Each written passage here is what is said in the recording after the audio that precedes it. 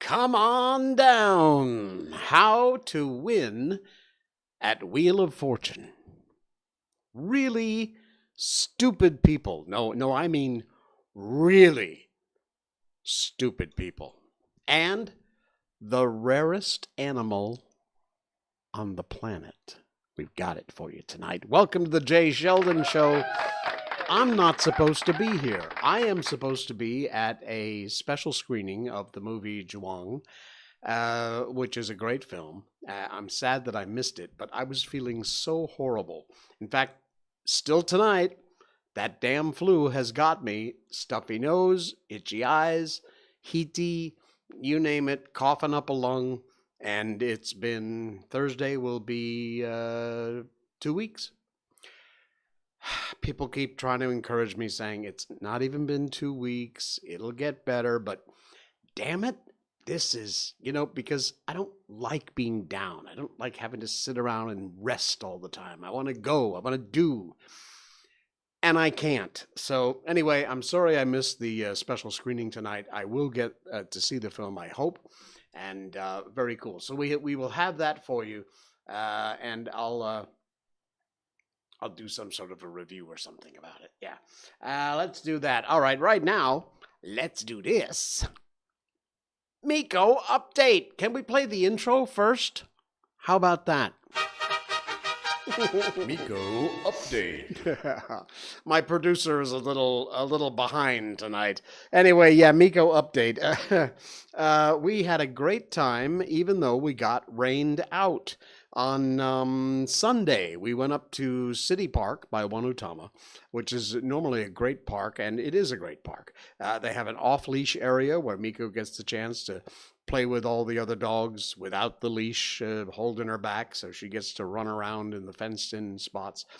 Sadly, I looked at the radar. I have an app called Windy, and I can highly recommend it. It's very good. Wherever you live on the planet, there is a radar, and it'll show you cloud coverage. If you know what you're looking at, you can really kind of get an idea when storms are coming through or how long you have. I use it a lot before we go for a walk.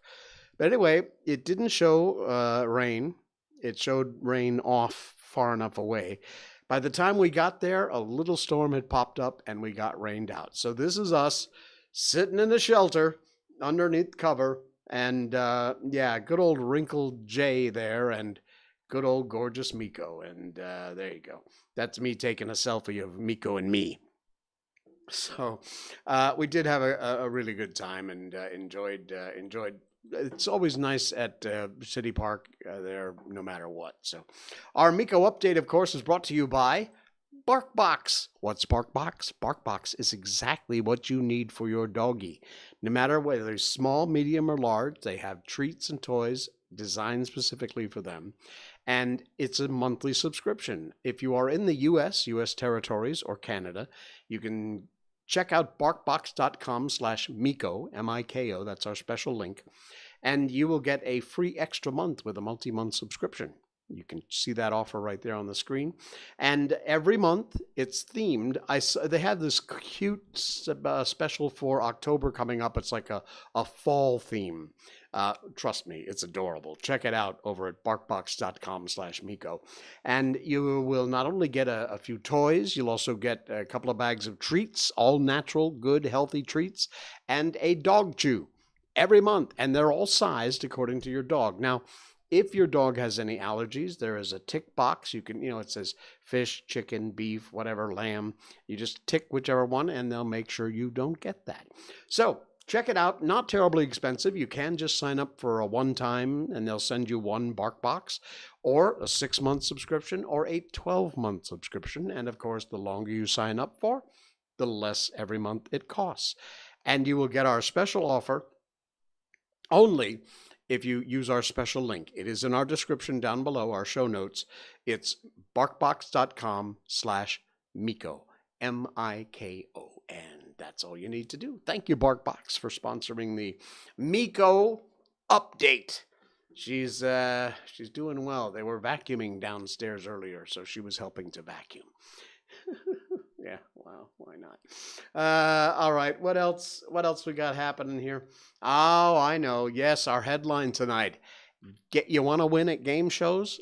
I've got the tricks for you. Now, look, not a lot of, we don't have many game shows here in Malaysia. We used to. We would buy the rights to American game shows and we would produce them ourselves here. You know the one with the suitcase where you had to guess the suitcase or pick the number and you got to keep whatever money was in? I forget what it was called. We did that one here. It was quite popular for a long time. I think Wheel of Fortune might actually still be on the air on one channel or another, probably TV Tiga. Anyway, no matter where you are in the world, there's a chance there's a television station producing a game show where you are. Well, come on down and spin the wheel. Game show industry secrets. We found them. You are the next contestant on the daily double version of Who Wants to Be a Big Brother. See what we did there? Yep, game shows an equal part ridiculous, campy fun, full of glamorous prizes.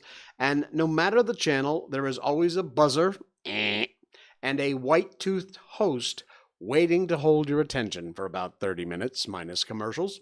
All the glitz and glam, these are just programs like everything else. The level of work that goes into them means weird things happen behind the cameras. I have produced game shows before and talk shows before and directed them, and trust me, it's probably much more interesting what happens behind the cameras or in the outtakes than actually what makes it to air.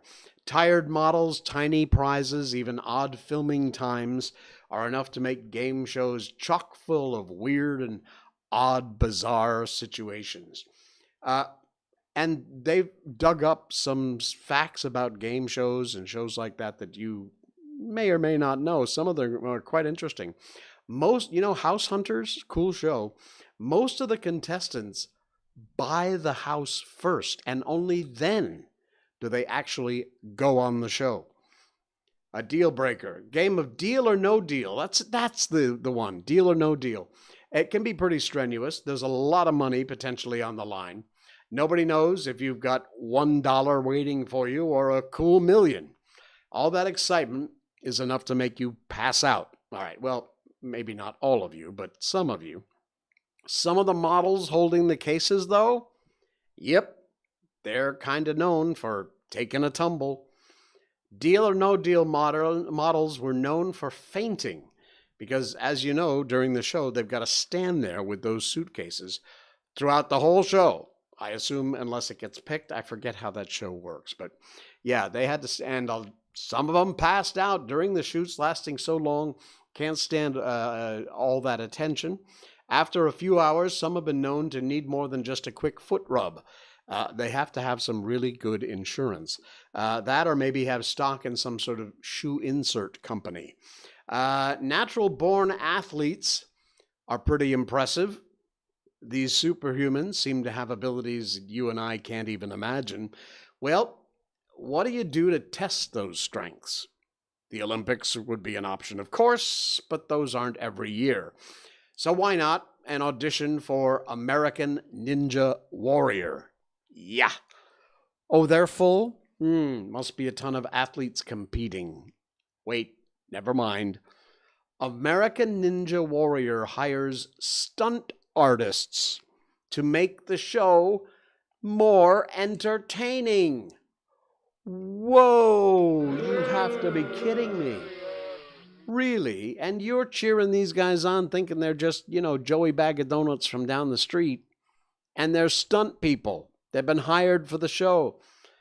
It isn't some big break for undiscovered talent. The show's apparently just a playground for people who know what they're doing. It's a blast to see somebody attain the goals and hit the buzzer. It takes a bit of excitement out of it, though, when it turns out these are really just professional athletes exercising. How long do we wait? Who doesn't dream of winning it big on a game show? The thrill of changing our lives in 30 minutes. Really exciting. Most people don't even think about how they're going to get their prizes home. Even fewer think about what if you never get them. Things like boats and trips sure make sense. They take a while. A few days, maybe even a couple of weeks is fine.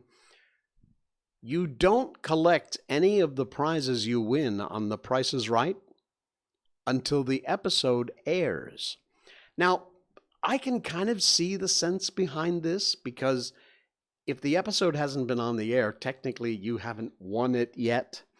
And if suddenly a brand new car and a boat shows up in your front driveway before the episode airs, it's going to be a dead ringer that obviously you've won. A lot of shows actually take their sweet time delivering the prizes. After you fill out the paperwork, jump through all the hoops, you still have to play more games. It's called the waiting game. It can take months to even get the smallest things that you've won on national television. Now, I'm going to do one more. There's more in this article. Check it out. It's in our show notes tonight. Talent shows, been all the rage. Here in Malaysia, about the only locally produced TV we have anymore, other than bad dramas, really bad dramas, are these ridiculous, stupid, waste of time talent shows. You know, once a format for something hits, then the producers here, or the people who supply the money to produce the shows, think, oh, that's it. Can't do anything else. Don't want to take any chances. Let's do 50 more talent shows.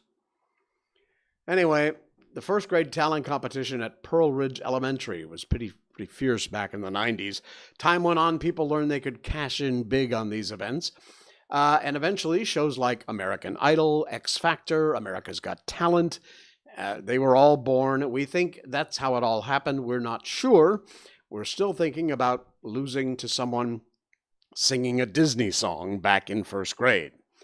The performances on the X Factor are filmed separately, and the judges aren't even there. I did not know this. That can't, no, because you see them interact and ask questions. It's got to be that, you know, for some of them, they're there. I mean, I assume that if the producers think, okay, this guy's got a chance, he's good, bring in the judges.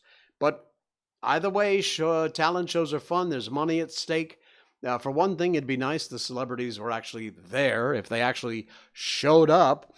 But, oh yeah, this actually explains that. Not all the acts get to see them, no matter what you think from what you see on TV.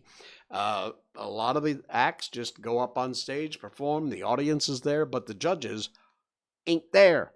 And like I said, I assume if the producers think, okay, this guy's got a shot, bring in the judges, and then Simon and the gang all come on set and off they go.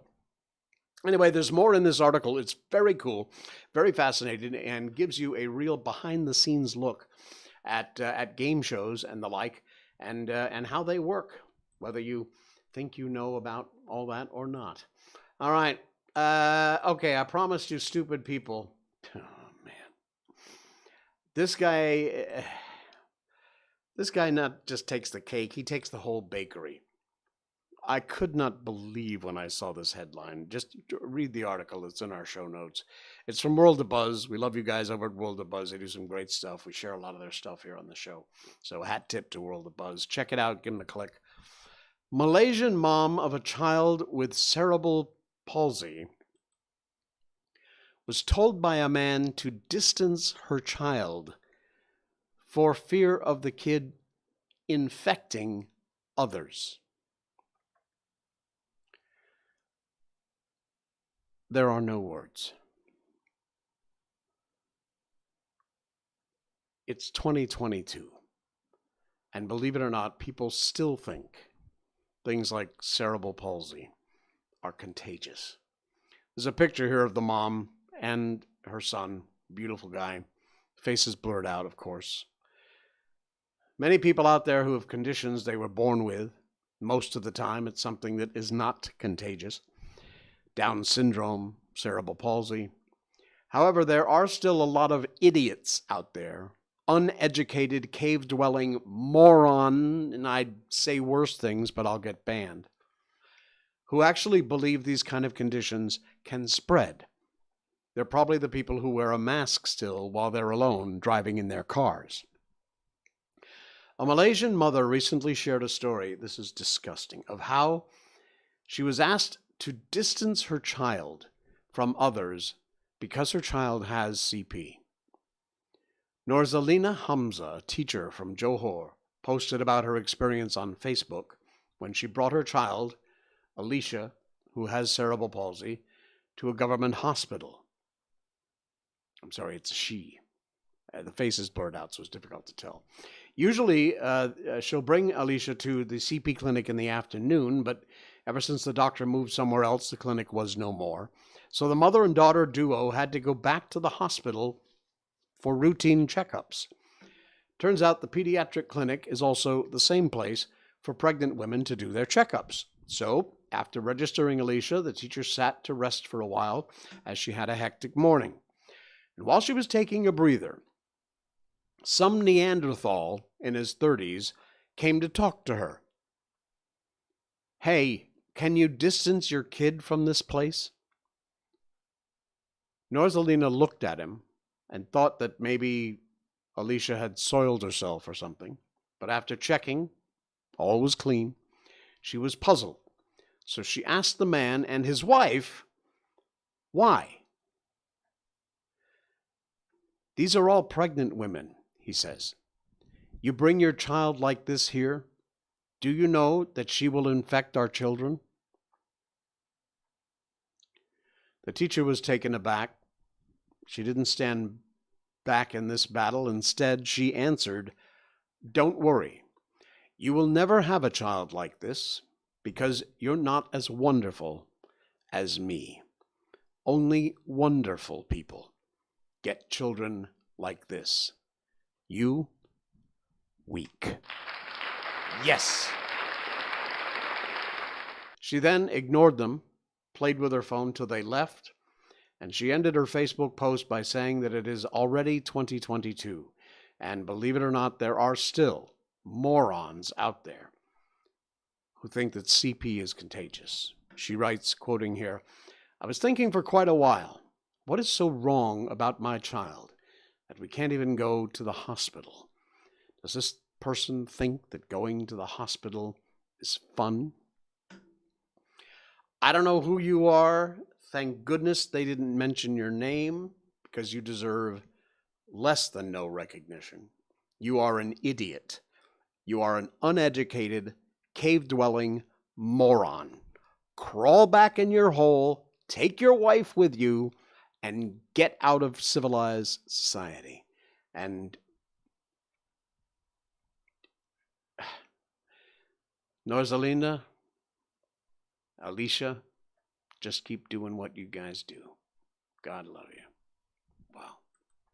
What an incredible story. What an incredible story on the one hand for her standing up and doing what was right. And on the other hand, incredibly stupid story that there are still people in this world who think like that guy.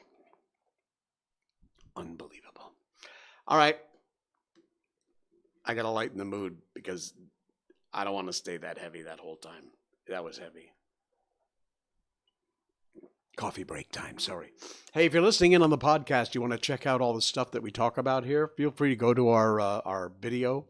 The link is in the show notes. You can check us out on rumble.com, YouTube, twitch.tv, and Facebook. You'll find us, The Jay Sheldon Show, on all those channels.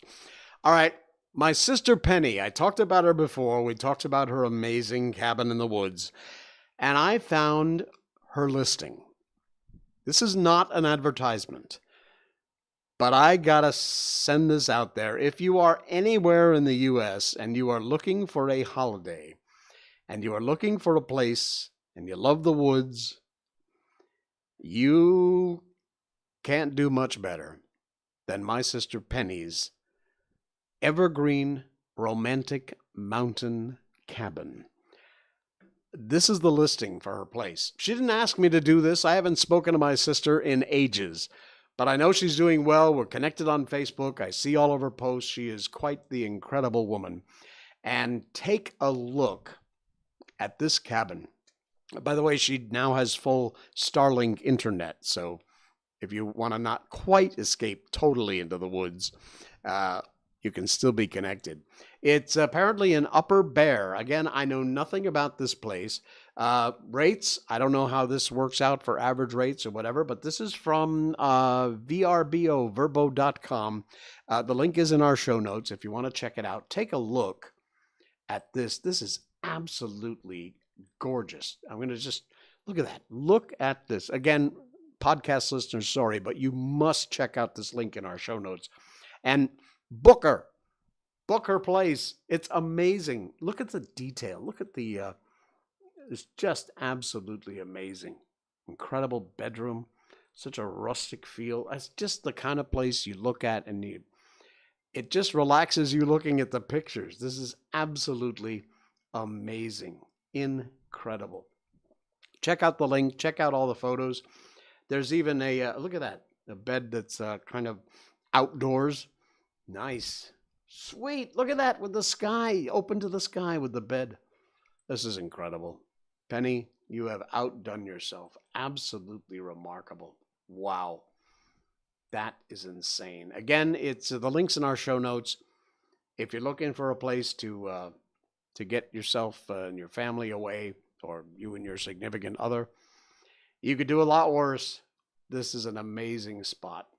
Romantic getaway, newly renovated, authentic mountain cabin, 1,400 square foot, 2-bedroom, 1 bath, nestled in a grove of ponderosa pines on a quiet road. Come to the mountains, get away from it all, and yet 6 miles only from a historic downtown Evergreen, Colorado. Wow. All right, there you go, Penny. You got a free plug on the show. But again, shouldn't ask me to do that. I'm not getting paid for that. I just saw that and I thought, man, you've just done such a remarkable job with this place. I wanted to give my listeners and viewers a chance to check it out, find out more about it. And yes, she is my sister. So there. All right, what else we got going on here tonight? Oh, yeah. Speaking of America, this is the strangest story. It's from thevintagenews.com. Hang on before we pop over there. Okay, the oldest DNA in America. Check this out. It's been traced back to a man from Montana. Serious. That's him. A Montana man's DNA has been traced back 55 generations. Do you know how long ago that was? 99% accuracy, according to the Ancestry Company. CRI Genetics that tested him. This means the man's ancestors were in North America 17,000 years ago. Wow. He is Native American. The man's name is Darrell Dusty Crawford.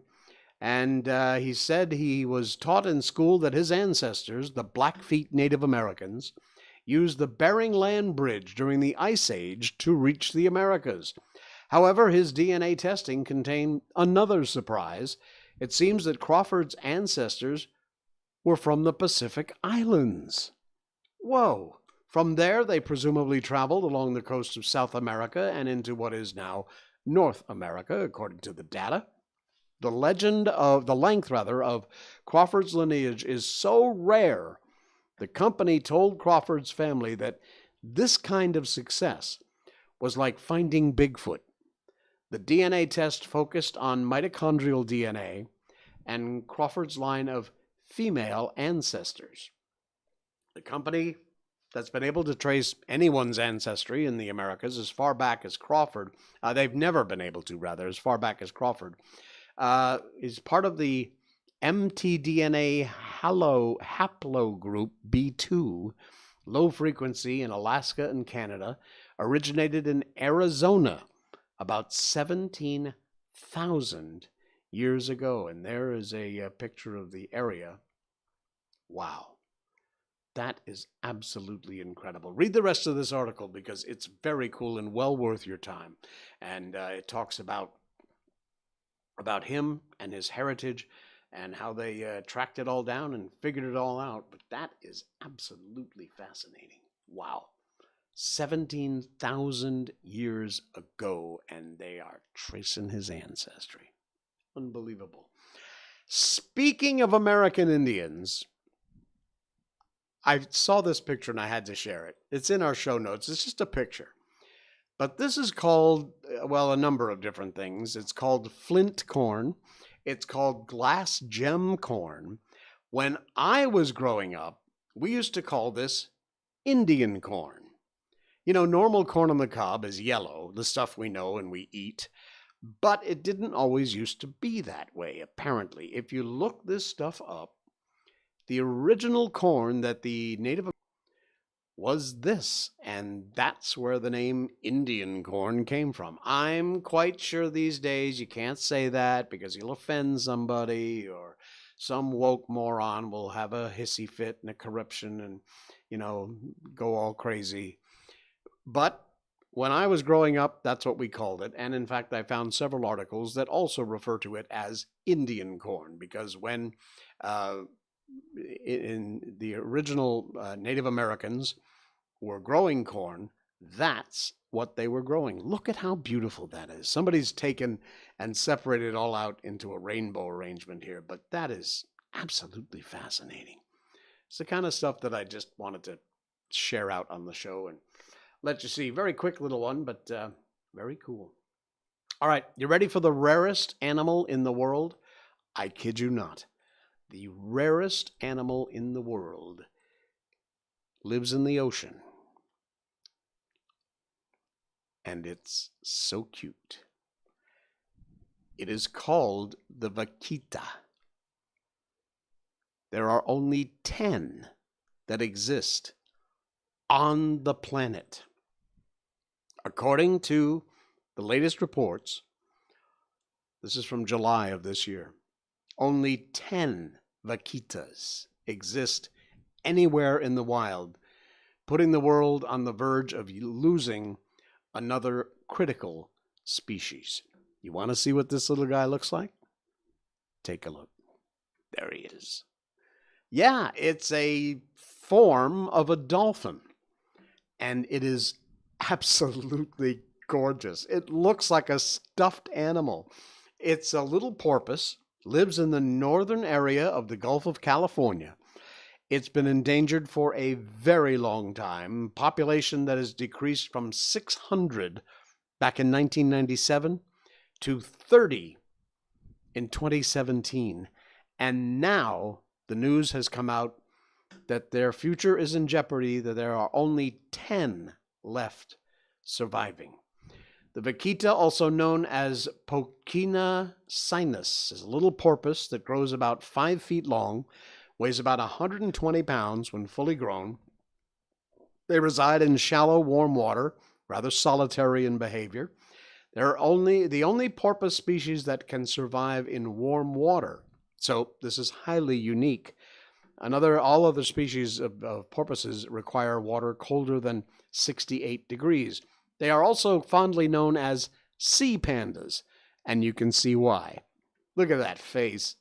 That black ring around their eyes does make them look very panda-like. But my goodness, there are only 10 of these little guys left in the wild. We can't lose this. We cannot lose this guy. I don't know what we can do about it, but those numbers are not encouraging. Wow.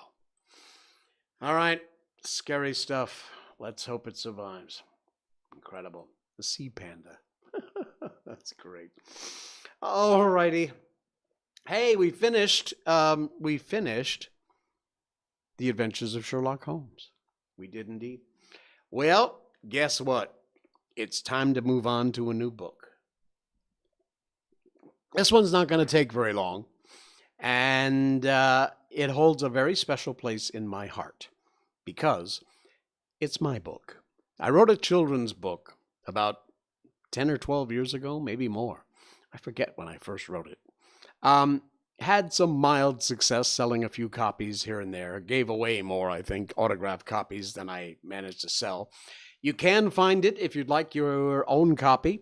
I don't know how you'd get it to me, but unless you're in Malaysia, but I'd be happy to autograph it.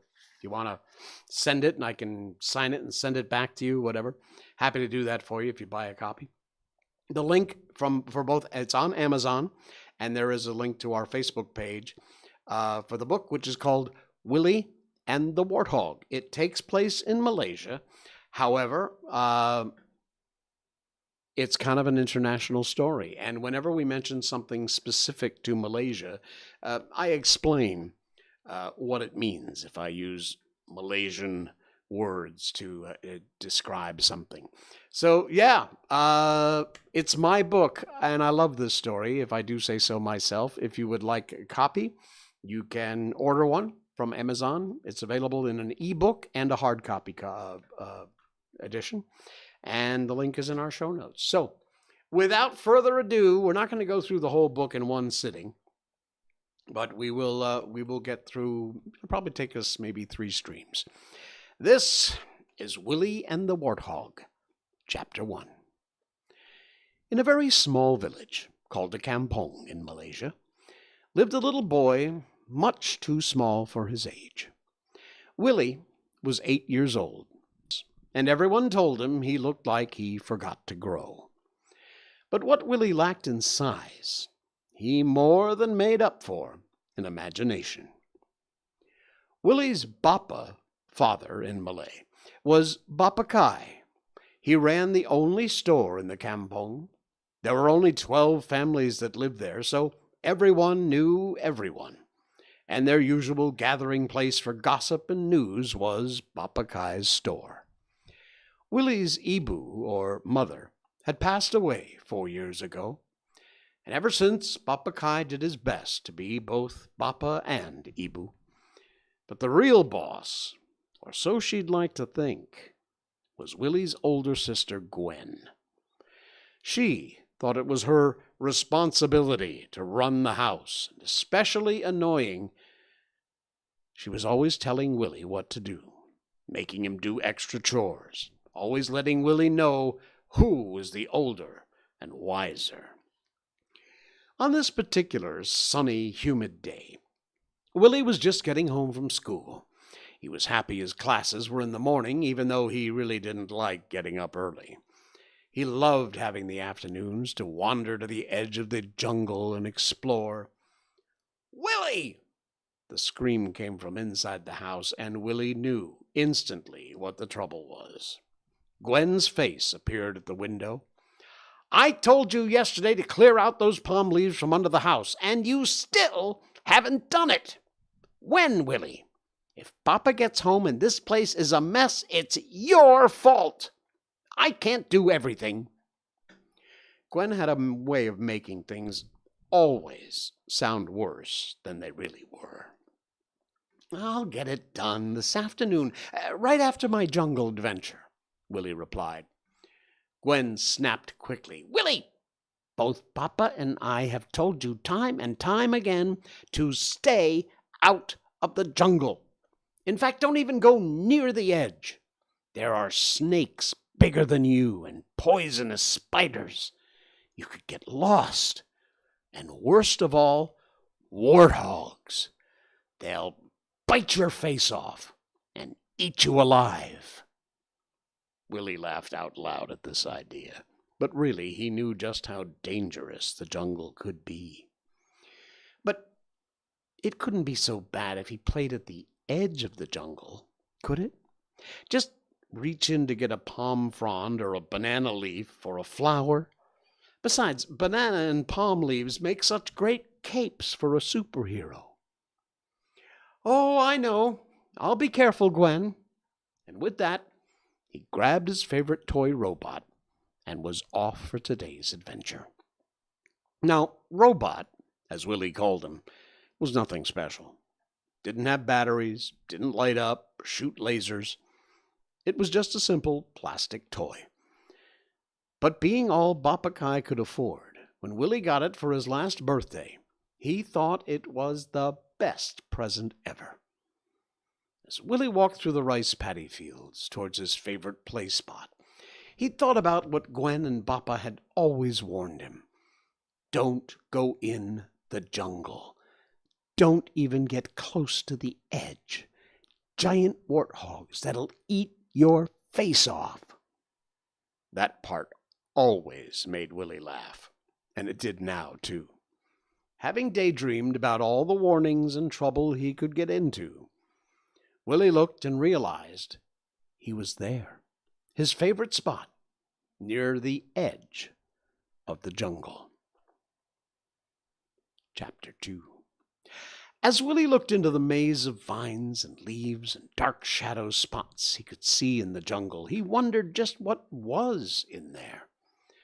"One day I'll find out myself," he said bravely. Willie needed a cape if he were going to help robots save the world. Banana leaves make great capes, and the only place for those is the edge of the jungle. Willie slowly walked towards the edge, always thinking about Papa and Gwen's warnings. He saw the perfect leaf. He looked about just to be sure there were none of those snakes bigger than him, and reached up to tear off the leaf. Well, the leaf came down with a thump. Willie thought he saw something step back in the shadows just beyond the banana tree, but looked again and couldn't see anything. Just my overactive imagination, as Papa says, he told himself. Besides, I have my cape, and we're ready for adventure. Come on, robot. As Willie put on his banana leaf cape and began to run around shooting the aliens with Robot, he didn't notice the small pair of eyes peering out from that dark spot on the jungle's edge. The eyes were almost red in color. There was something kind of squinty and evil about them. If Willie hadn't been yelling and making laser shot sounds so loudly, he would have heard the small snarl as the eyes disappeared back into the shadows. Willie's adventure saving the world was going full force. Willie pretended that one of the alien lasers had hit him and threw himself in the air and onto the ground.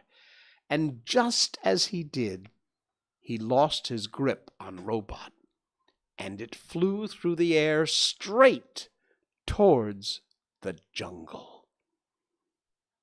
Willie peeked out from under the banana leaf and watched in horror as Robot flew into the dark shadows at the edge of the jungle. He got up quickly and raced for the jungle's edge. He leaned in as far as he dared, but he couldn't see Robot. He knew what he had to do. But before he stepped into that dark shadowed spot, just a meter beyond the edge he shouldn't cross, he looked and did all he could to be sure there weren't any spiders that bite and make you sleep forever. And today was not the day he wanted his face bitten off. Willie kept staring at the spot for the longest time, but couldn't see anything that looked dangerous. He threw a couple of sticks into the spot just to be sure. Nothing. There was no choice. He was going to have to go in there and rescue Robot. Willie took a deep breath, steadied himself, and took one last long look, squinting his eyes to really see, and stepped one step into the jungle. And that's where we're going to leave it for tonight. He's going in the jungle, folks. That's the beginning of the book Willie and the Warthog. I hope you enjoyed that. Very cool. All right, we will continue with the adventure and find out what happens to Willie as he heads into the jungle, coming up on Wednesday night's show. All right. That's going to do it for us tonight. Thank you so much. Please like and subscribe and follow. And, of course, you can check out our podcast. It's the audio part of our show. Thanks to all those of you who do that. We really appreciate it. You'll find us on any podcast platform, Spotify, Apple, Stitcher, Google, Radio Public, Geo7 in India. Got a big audience over there. Thanks, guys. Really appreciate it. Just look for The Jay Sheldon Show and click follow or subscribe, and off you go. You're good to go. I will see you again on Wednesday night, 10 o'clock Malaysian time. This is The Jay Sheldon Show. Good night.